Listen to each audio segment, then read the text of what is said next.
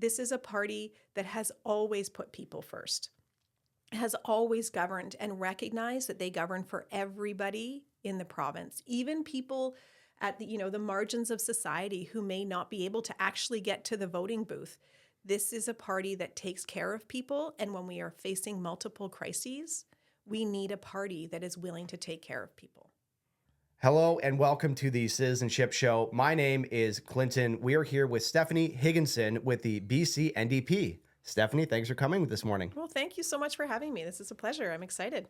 We are here downtown Parksville at VidPod studio, just having a conversation in preparation to the British Columbia election coming up on October 19th. So, Stephanie, for those people in the community who are not aware, can you introduce yourself? Sure. My name is Stephanie Higginson, as you've said. I am a former school trustee in the Nanaimo-Ladysmith Public Schools, which is sort of an interesting dichotomy and partnership with our new riding, because it is a school district that covers, a large geographic area, cities and towns and islands. And so it really gave me an opportunity to understand what it would mean to govern in a riding like this. I was also the president of the BC School Trustees Association while I was on the school board, 3 times elected by my provincial colleagues for that role, where you work closely with the Minister of Education, whoever that might be. While I served on the board of the BCSTA, I worked with 4 ministers, 5 briefly, because there was one minister who was about 6 weeks before there was a shuffle. So, got to have working relationships with various ministers under various governments. But more importantly, one of my most favorite jobs is that I'm a mom of 2 teenagers. And my husband and I have a small farm down in the Cedar Yellow Point area, where my husband also runs a sawmill as our family business. And after being a school trustee, I went into consulting and became a consultant in governance, strategic planning, and policy development, where I worked mostly with boards of education, but also other, not-for-profits, and a lot of work with the Ministry of Education.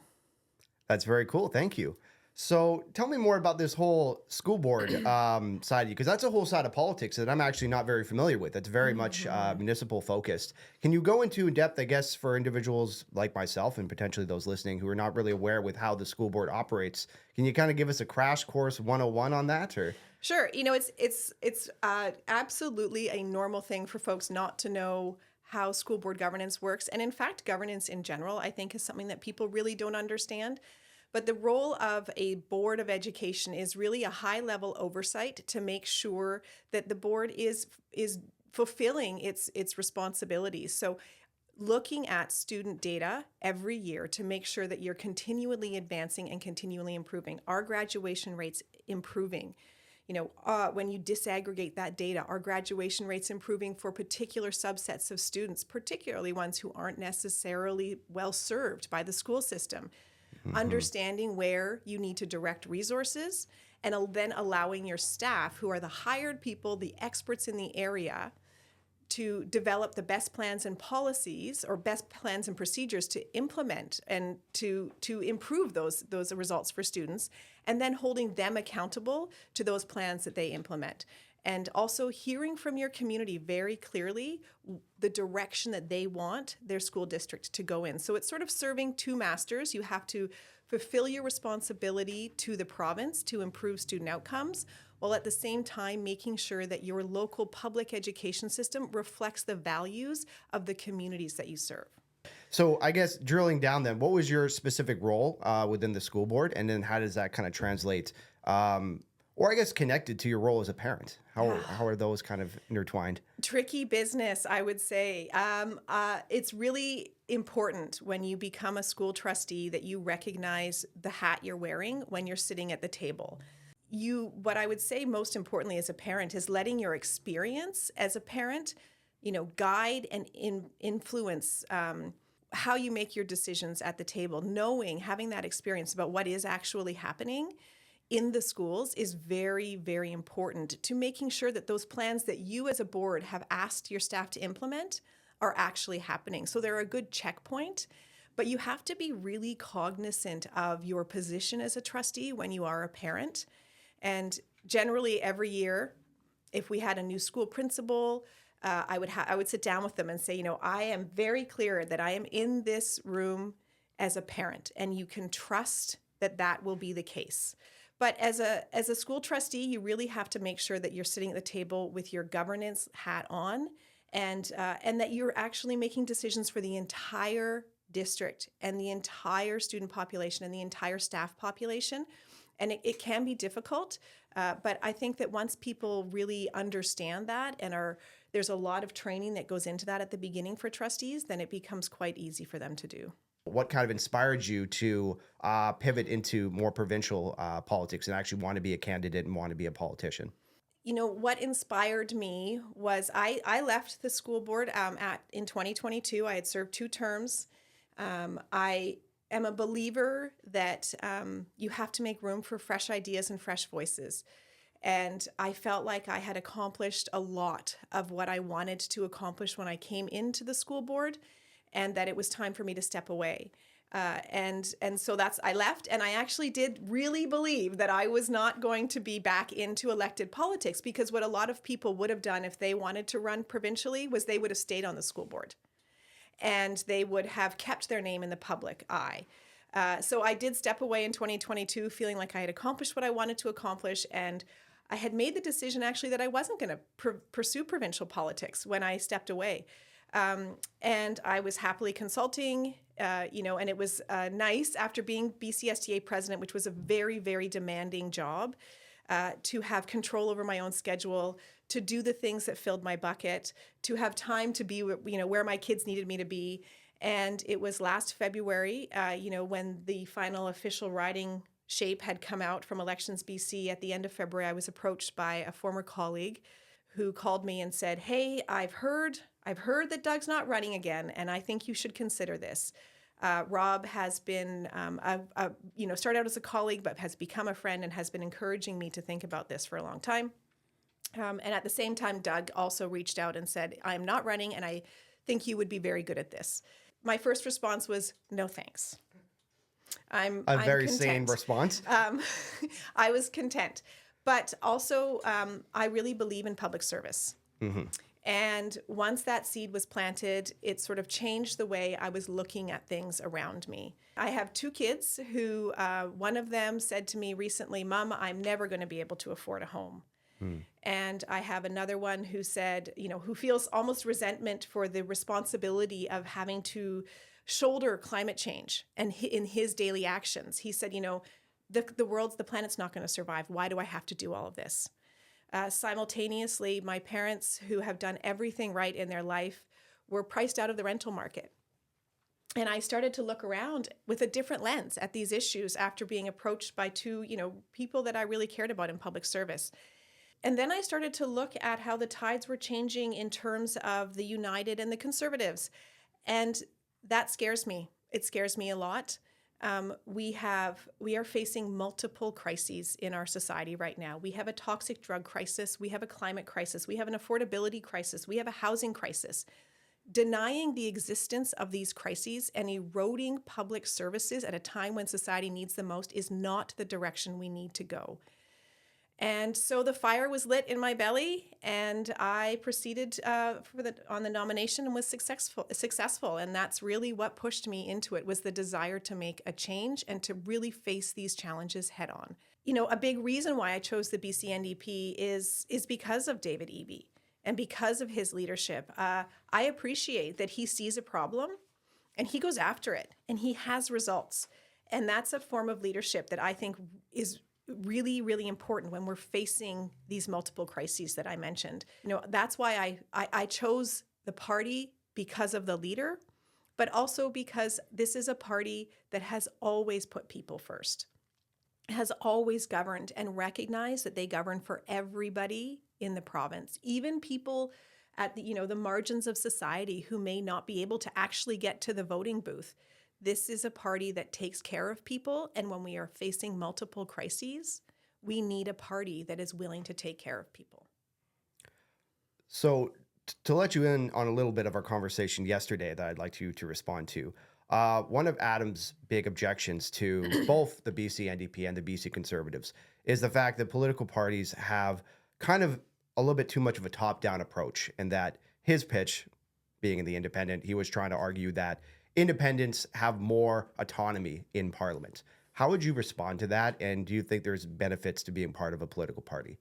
Well, I think that that speaks to a level of inexperience, at least with the NDP. This is a party that is so grassroots driven. They have their convention where it is the members that determine the policy direction. And so it's a very grassroots bottom up party. Even my own campaign is so volunteer grassroots driven that I have amazing contributions from folks giving me direction. And, the idea that you can have as much influence as an independent as you can when you are in a political party, in the party that's in power, sitting shoulder to shoulder with the ministers who are at cabinet making those decisions, I think is idealistic. And so for me, why I'm running is because I want to have an impact. I want to make sure that our community has the best possible chance facing all these multiple crises in the next 4 years. And that's why I am running for a party that I think really puts people first. So let's get into some of these policy pieces. When you're out canvassing and stuff like that, what are the top 2 to 3 things you're hearing from voters in terms of top policies that they want to see? Healthcare, healthcare, healthcare. In our community, that is for sure what I am hearing from people. And a distant second and third is, for sure, affordability and housing for multiple reasons. I think the housing crisis is tied to the affordability crisis, but it is most certainly in our community. I am hearing about healthcare. And to be honest, I'm really proud of the work we have done so far to have a positive impact on healthcare in our community, but the work is not done. And we need to keep at it. And I'm going to use my tenacity and my proven track record to help solve these problems. For sure. And I think most, not just British Columbians, but most Canadians have a horror healthcare story, right? So I think we're all familiar with a lot of the negatives of the system. But what are some of the solutions that yourself and the NDP are proposing? Well, and I do want to say, I think it's easy to latch on to the negative stories. It can be, yeah. And they become sort of the 90-10 rule, right? 10% of the issues or 10% experiences were really bad, and that's what we talk about 90% of the time. My dad just passed away after a year of very complicated health battles, and he was served so well by the healthcare system, and it was complex and complicated, but at every step of the way, we got answers. It wasn't perfect, but he was well served by the healthcare system. So that. And I'm not saying that to brush over this. We do have things that we need to solve. It is not perfect, and we want to continue. In this area, we have the Nanaimo Regional Hospital Board has identified 5 capital asks, and our government has delivered on 3 of those.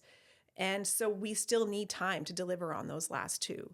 And that is that we've brought, more long-term care beds to the community that were announced a year ago. We opened the high acuity wing at the Nanaimo Regional General Hospital, and we have a plan to start and a commitment to start building and then opening a cancer care wing at the hospital as well. So we're working really hard on those things. One of the biggest things I've heard on the doorstep around healthcare in our community is access to a family healthcare practitioner. We know this is an issue here. My family doesn't have a family doctor. I have 2 teenagers. It's insane to try to navigate life with 2 teenagers. But I'm actually very encouraged by just up the road in Courtney Comox, MLA Rona Ray Leonard has taken that community. When she came in to the seat, there was 20,000 people, I think, waiting for a family doctor. And she's got that list down to 2. These are real and tangible solutions that we can have. So, what are we doing here? We have, announced and are funding primary care networks. And one of the things that we are doing is really working to solve those behind the scenes structural issues that were causing those shortages. So the primary care network is, we're talking about changing how we pay family doctors so that we can now recognize complex care, which is really important in our community where we have a predominantly aging community. And so now we've created these networks and we are funding the infrastructure behind those networks. And that took a long time to do. And now what we're focused on is recruiting and retaining doctors for that. And so it might seem to folks that not a lot has happened because they're still waiting on the list, but you can't bring people into a broken system. the problems will continue. So we had to change the structure, which we've done. And now we're working really hard to recruit doctors and family healthcare practitioners and for seniors in our community. One of the most important things is that you have a team model because, seniors face different healthcare issues than, someone like me who has 2 teenagers. And you want folks who have, clinical pharmacists who can help with those complicated medicines that and prescriptions people are being given. You want to make sure you have occupational therapists. You want to make sure you have access to social workers so that if people need help adapting their houses. And that's what the primary care network is doing. And so now we've got that structure in place and we're going to work really hard. And I'm going to work really hard on this issue for our community. Thank you. Okay, we're going to do a few more policy stuff. And this might be a little bit of a hardball, but I did ask around because we have a lot of small businesses in Parksville, Oceanside area. And what I hear a lot from conservative business owners is the rhetoric that the NDP is anti-business. And I wanted to give you an opportunity to respond to that because I'm sure this isn't the first time you've heard that. It's a stereotype of the NDP that is one of the most frustrating to me because what we do have in BC right now is we have actually the strongest economy of any large province in Canada. Only PEI is ahead of us. We have one of the largest private job creation in the province or in the country. We've attracted billions of dollars of private investment into the province, and we are doing so much to train workers. And in fact, people, some small businesses like to begrudge this high minimum wage. We have the highest or second highest, I can't remember, minimum wage in the country. But you know what that does is it attracts workers. We are attracting people to move to BC to be in those jobs that that small businesses need people to be in. And those people have mobility and they will go somewhere else if they can get a higher rate in a different province. And so we are very focused on building a strong economy while also building a strong public service. And, the criticism of having a big public service is what people forget is that when people in public service have good, reliable jobs, they support the small businesses in their communities. And so having a strong public service and having, jobs that people can count on means that those folks have an income that they can then use to support the small businesses in their communities. And BC has one of the fastest growing small businesses rates in the country. So we're working really hard during this affordability crisis and during this time of inflation to support small businesses. But I really encourage anyone who thinks that this is a party or a government that doesn't support business or a strong economy to just scratch the surface. BC's debt to GDP ratio is 47% lower than Ontario's, who's had a conservative government since 2017, I believe. So we're growing the economy while also having strong public services. And I think it's an easy stereotype for people to say, but it's just not true with this particular government. One of these other political slogans that I really like, and kind of shifting to energy now and the North, is you kind of have these two camps. You got the keep it in the ground and you have the drill baby drill crowd. And, both, to me, they're kind of both extremes. But kind of where do you fall on kind of these two slogans? And what is your thoughts around energy in the North, especially natural gas? So, governance by three-word slogans really bugs me in general because it is anything that we are tackling cannot be summed up in 3 words. And I think, or 4 words. And I think anybody who tries to convince you it can be should be looked at with suspicion. It means they're not willing to do the work necessary to actually solve the problem. When it comes to, climate and, clean BC, what we recognize is that while there are people on one side who would like us to say no to everything and people on the other side who would like us to say yes to everything, we are committed to a green economy. The Clean BC plan was created with the Green Party when we were in a coalition government with them, and we have stuck to that plan. It has not changed. And so what we know we need to do is transition to a green economy while also continuing to have a functioning economy. And so what we are doing right now is, putting emissions caps on oil and gas industries. We are making sure that any new LNG projects have to have a proven, they have to have emissions tests, and they have to have a proven plan to be net neutral by 2030. So we're working really hard to transition ourselves off of that, and we have a plan to transition ourselves off of it. And we know we have to make sure that every economic decision we actually make with the environment in mind now. It can't be just about dollars, and it can't be just about job creation, but it can't be just about the environment right now either. We have to transition ourselves, and what we need to do in order to make sure that happens is that all of our economic decisions are made with the environment in mind. Personally, I'm a believer in the 7 generations rule. How will this decision affect us 7 generations from now?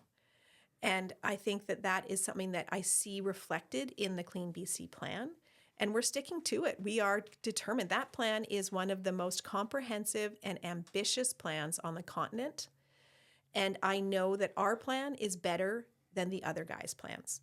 I like the framing around 7 generation. I haven't been familiar with that term, but I like that because that's one of the things, at least for my very basic understanding of the climate crisis, is it's so hard because the changes that we're experiencing now were, created 10, 20 years ago. And then the economy we're creating now will impact the future. And there's essentially just this lag time that, when the actual emissions were created versus the impact of those emissions. Yeah. And it's hard to quantify that. So there's a great book by Mark Carney called Values, and it's about economic value versus personal value, and how we used to value values. A long time ago, before that's a really economic, good point. Yeah. that was what we valued, and how the actual economic value of things took over at some point. And he talks about in this book the history of when that happened, and then how we need to make a shift in society in order to make sure that we are valuing the right things. Would be an interesting read. Thanks for the recommendation. It's dense, but I think it's an important read for people who want to be in public policy during a time of a climate crisis. Beautiful. So the last policy stuff, and then we'll kind of get into, I guess, our conclusions and things. I wanted to talk to you about the housing crisis, one of these other crises, especially we have here in Oceanside. And there's a whole element of this in terms of construction and building. But what I really wanted to focus on is the mental health piece and how we take individuals who have been on the street, individuals who face, heavily addiction or whatever their kind of internal issues are, and provide them with the care that they need. So can you recap kind of the NDP's plan and your own kind of understanding of just this issue? Is this the recent announcement on involuntary care that you're talking about? I'm just talking about essentially just the influx of kind of transient people into our community and kind of the visible side of homelessness and the kind of addictiveness. But if there's a certain policy you'd like to take this into the direction, you can. Well, no, there was just an announcement on Sunday about involuntary care and the use of it and the increased use of it in BC by the Premier Eby in his role as Premier, not as an NDP platform issue. But, so I guess I can start with that one, which was, this recognition of the need for involuntary care for a very small group of people. In British Columbia, the numbers that I read is we're talking about, maybe 500 people in the province who have 3 convalescing issues, which is brain injury, opioid addiction, and mental health issues. And, Okay. So these are folks that tend to take up the headlines and tend to, cause the most chaos, but really need the most support. And so there was an announcement on the weekend about the ability to serve the needs of these people with dignity, and the sort of opening of regional involuntary care centers, for folks who are within this subset of the population. And creating the structure necessary, and that the first one will happen in Maple Ridge. And this is a response to, both serving the needs of these people that clearly aren't having their needs met, and also hearing from communities about their feeling of safety. People deserve to feel safe in their communities. So that's a small subset of people, but it's that 90-10 rule again. 10% of people tend to take up 90% of the resources and the time. And if we can actually help these folks, then that will help other folks, or free up the power and the staffing then to be able to help other folks. We have created community care teams. They were just announced. There was just an article about one of them in Nanaimo the other day where these folks come out into the community and outreach with people right where they are and help connect them with services. And so this is a multifaceted issue that is, we have housing, low barrier housing that we've created. And recently I had someone, when I was on the phone with someone talking about, concern for folks who were being housed in hotel rooms that were destroying hotel rooms. And I thought, well, who remembers the encampments before this government took power? I remember the encampments before this government took power. And we don't see those happening anymore because it might seem like we still see so many people, but we are solving this problem one step at a time. And when you think about the encampments that existed before this government took power and you look at the streets now, we don't have that same level. And so we have solved some of those issues, but we have a long way to go, a lot more work to do. And our housing plan has an arm specifically around creating low barrier housing and accessible housing. And we've created, the number is gone from my head right now, but I feel like it's somewhere in the range of like 30,000 accessible housing units. That includes low barrier housing units for folks where they can connect directly with people. Social services who can help them determine where the next step is for them. Before this government took power, we had a deficit of social services that we needed to fill. I think we've done a pretty good job at that so far, but boy, do we have a long way to go on this. And like I said, we are facing multiple crises that exacerbate this issue. It's affordability, it's mental health, it's drugs, the toxic drug crisis. I will give you that. The job of government is extremely hard these days because a lot of these issues do overlap and they are truly kind of holistic kind of issues, right? So I guess in sake of time, we'll kind of begin to wrap up. I want to thank you again for coming here today. There's definitely a whole bunch of stuff that we could get into. Are there any other things you're hearing from voters that you'd like to kind of discuss right now? I think we covered most of it. It really is about healthcare. And also you gave me the opportunity to talk about the NDP's economic performance. I do hear from people on the doorsteps that stereotype, and I really like to challenge it. So thank you for giving me the opportunity to talk about how strong our economic performance is, particularly in comparison to other provinces. And so I'm looking forward to using our strong record to bring positive change to our community. I'm really looking forward to taking all of my experience that I've had previously, provincially and locally, and putting it to good use to solve these issues that we talked about today. Well, thank you very much, Stephanie. I wish you the best of luck in the rest of your campaign. Thank you very much, Clinton. Cheers. Cheers. What a great conversation. We just spoke with Stephanie Higginson from the BC NDP. If you'd like to hear her challenger and what he thinks, we also interviewed Adam Walker, the MLA and incumbent for Ladysmith Oceanside. Check out his video down below and do compare and contrast each politician to see who you're going to give your vote to. Thank you so much for watching. Please subscribe to this video and share it with a friend, somebody who lives in the Oceanside-Ladysmith area and is curious about their options this election cycle. My name is Clinton with the Citi-Zen-Ship Show. Thank you so much for watching, and I wish you guys a great afternoon. Cheers.